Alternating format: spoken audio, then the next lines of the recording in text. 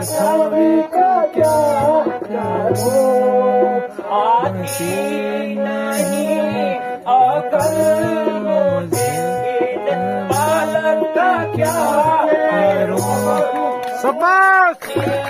नहीं अकल मुझे, बालक का क्या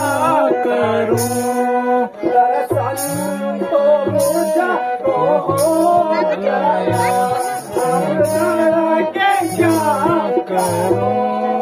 दर्शन तो मुझे हो गया, अब लड़ा के क्या करूं, पागल सा बन गया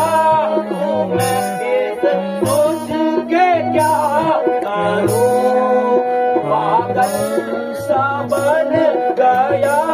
हूँ मैं, अब सोच के क्या करूं, पाहिम के नाम का ज्ञान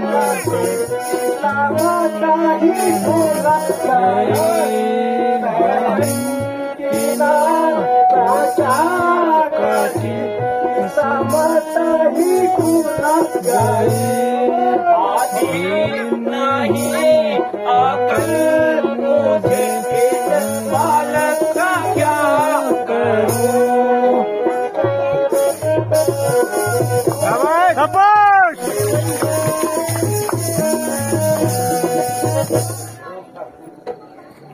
अरे छोकरे, अगर तू जिंदा रहना चाहता है तो भाग जा, तुझे मारना जरूरी नहीं है, क्योंकि तूने मेरी बहन की नाक काटी है।